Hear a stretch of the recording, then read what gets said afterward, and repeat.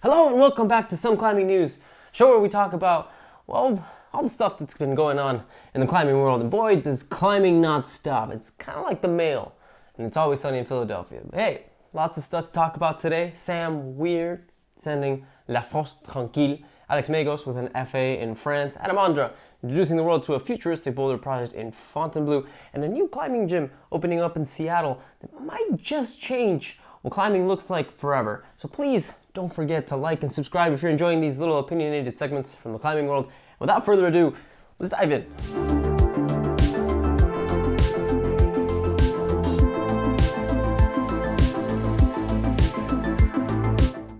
And starting us off with Sam Weir. Is that how you pronounce his name? I'm not really sure.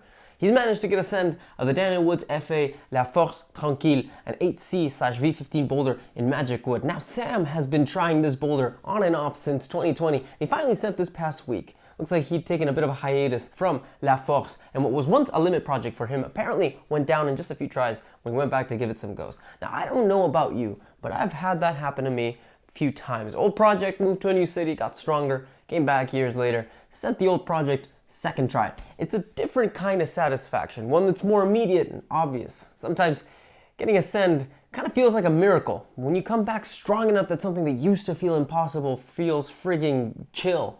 I don't know, man. It's just nice. Completely different experience. But hey, hats off to Sam on the improvement. He's currently working on a bit of a mega project out in Chamonix. It's nameless as of right now, with a fellow crusher, Clément Lechaptois, a boulder that by all estimates seems to be upper tier 8C+, possibly even 9A.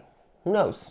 But excited to see if a send will happen nonetheless. And of course, we gotta bring this whole thing back to you guys. Does anyone in the comments want to share some stories of their most satisfying send? Either outdoors, indoors, roped, boulder, I really don't care. I'd love to know what you got for me. Next, we've got Matty Hong in the news. Presumably, dude's out in Margalef, primarily taking photos and videos, but I mean, hey, it's kind of easy to forget. He's strong as hell in his own right. The guy just got a send of First Lay, Pinchy 9A+ in Catalunya, where he's also hanging out with the legendary Chris Sharma. Seems both of them are trying a pretty cool new route that not only seems to be kind of hard, but also looks really friggin' interesting, as Matty claims. It's about 40 meters of roof climbing, which is honestly a pretty serious rarity in the world. I mean, seeing photos of this thing, we're talking like pure horizontal roof climbing, which is, yeah, at least in my opinion, it's just awesome. This is Matty's first of the grade in a while. If I remember correctly, his last send of a 9A+ route was Biography, which he did back in 2023, which he actually made look pretty freaking chill. So yeah, congrats to Matty Hong for his send. I'll be linking the Mellow Biography video for anyone interested in checking that out. Then we have Alex Megos back in the news, this time for a new FA of a route in Bourges, France, called Les Grands Saccages. I don't know why I'm having so much trouble saying that together. Now Alex has proposed the grade of 9A+/9B because apparently the route necessitates the use of a knee pad and knee bars, and he, well, sucks at that. Essentially opting to suggest a grade range he feels is appropriate and likely for any subsequent person that gets a send of this thing.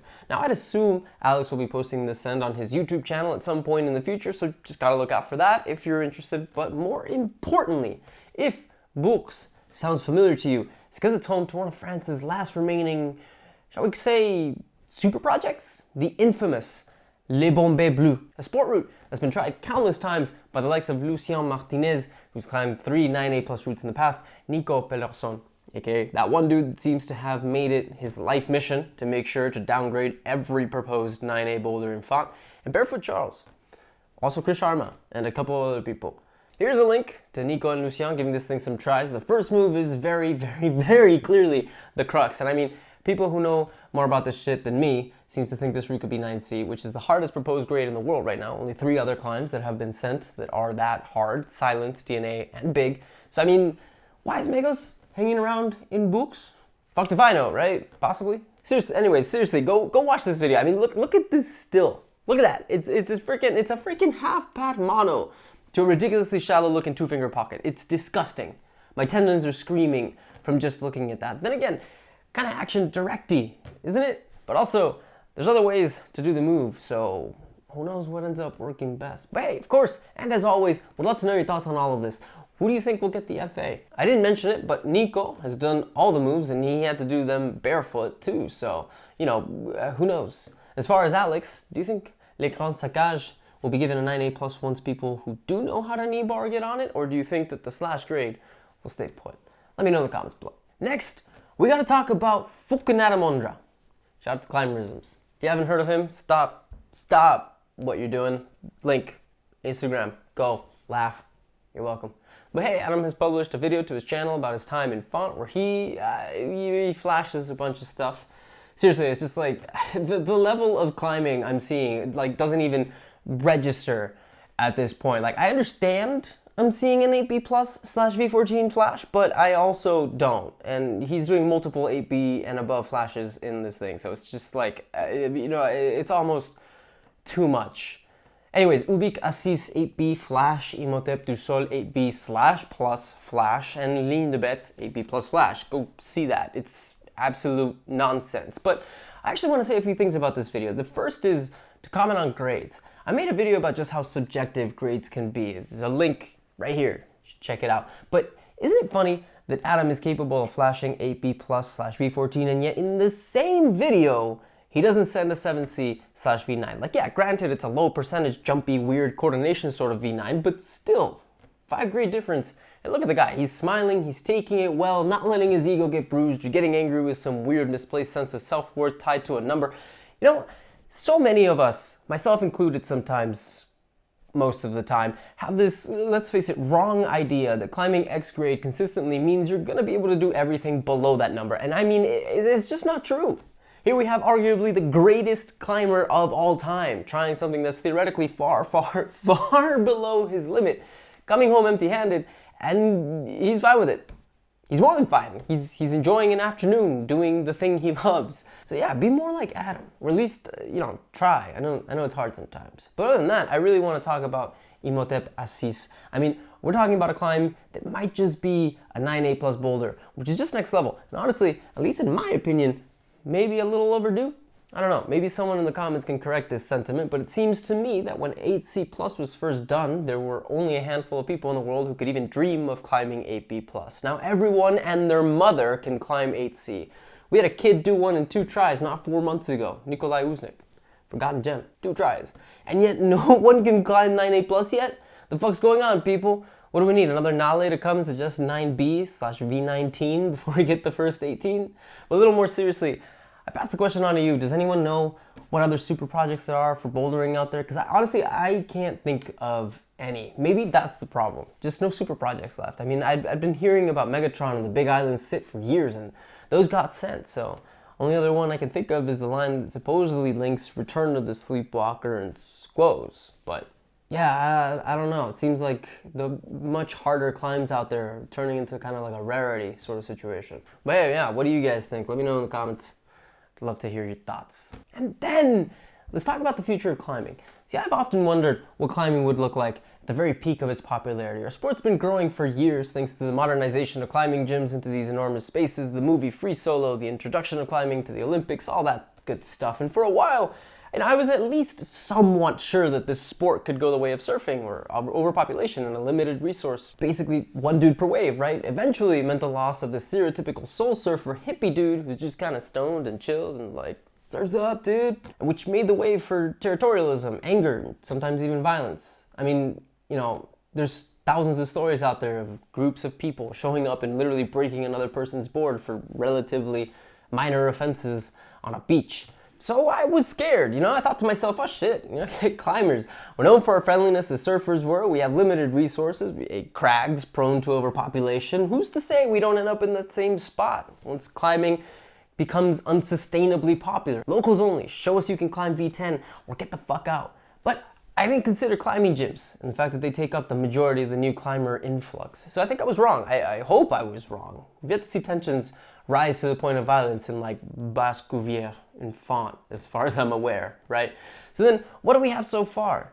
Shit ton of money, private equity firms that now own gyms are doing everything they can to maximize profits as quickly as possible in order to sell high and get rich, fucking over climbers, climbing gym employees, all the people who love this sport and communities it builds. By the way, that's kind of why climbing gyms are unionizing. I'm making a longer video on the subject coming soon, but not sure when, but you know, soon. And so I switched things up. I started realizing there were certain parallels not between surfing and climbing, but boxing and climbing. That's right, boxing. Because boxing experienced its own little boom in popularity, not as a sport for fighting, not as quote unquote the real thing, but just as a general fitness trend. And maybe you think you know where this is going. You're thinking, oh great, like, yeah, here comes this douchebag to tell us indoor climbing isn't real climbing. And no, I'm not that much of an idiot. Indoor climbing is real climbing, but what isn't real climbing, or what won't be real climbing, what will be the fitness boxing of climbing, is the soon to open gym ROQ, or I guess it's pronounced Rock, in Seattle, Washington. Because if you don't know, Rock is a gym that will have 14 kilter boards on which people will be doing high intensity interval training. You heard that right. And I mean, it's a great idea. I mean, I can't lie. Whoever came up with this is gonna make so much goddamn money. It's everything the fitness world has been looking to turn climbing into. The idea of it being a full body workout, which is bullshit, and I swear, if I ever have to hear that stupid phrase one more goddamn time, it's not a full body workout. Climbing is not a full body work. You barely work your legs, you barely work your chest, your triceps. Stop it. Just let's be real. There's a reason tendonitis is such a huge issue for us. But yeah, this isn't gonna be climbing. This is gonna be going up and down a kilter board, probably set to the highest, lowest, as vertical as possible. You go up and down on it while listening to music. Is it gonna be a good workout? I mean, you know, maybe, but when have fitness trends ever lived and died on that basis, right? It's not gonna make you a better climber. In fact, I'll be floored if you're ever taught good technique, because that's not a thing in boxing fitness classes, but mostly, okay, look, the fundamental difference between training as in lifting weights with the goal of getting stronger versus climbing technique is they're complete opposites. Why is kipping for a pull-up, for example, frowned upon? Because the whole point of doing pull-ups is to get stronger, and kipping makes them easier. Why do people use shit like flags and drop knees in climbing, and why is that celebrated? Well, because the whole point is to get better at climbing so as to make things easier. You train by making things harder for yourself. You climb by trying to find the easiest way to perform.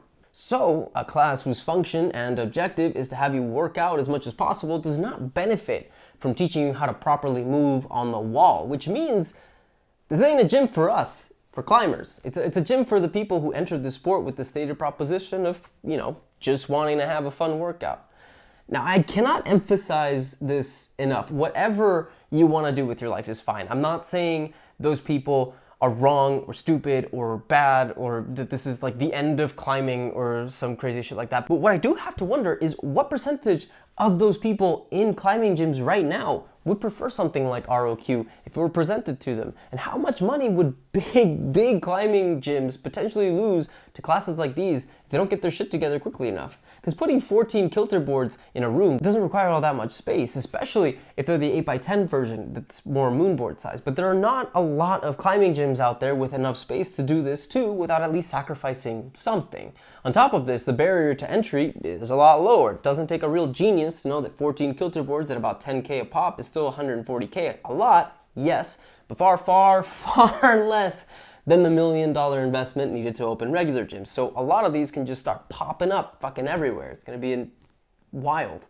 So, you know, I don't know what kind of margins these huge gyms operate in, but I honestly just can't help but wonder what could happen if they get a big chunk of their market share stolen by fit climbing gyms like ROQ, because the majority of people who started climbing are the people who just kind of want to do this. I mean, you know, maybe the whole day pass and birthday party thing is bigger than I realized. That this wouldn't be a problem. Maybe they diversify and start putting up locations like these themselves. I don't know. I don't have the answers. It's just fun to speculate. But with all that said, you gotta pass the question off to you. What do you guys think about these sorts of gyms suddenly popping up? Do you think they'll be as popular as I'm predicting? Do you think they'll fail? Do you think it's as just something that's, you know, so stupid that nobody's gonna want to do it? Do you think they pose an actual threat to monster gyms? I'd love to know your thoughts in the comments below. But of course, that was some climbing news. Big changes in the climbing industry feel right around the corner. Thanks again for watching, for your comments, for your overall support, and as always, please don't forget to subscribe if you're liking these videos. I will, of course, be seeing you on Friday at the very latest. And in the meantime, go climb some stuff.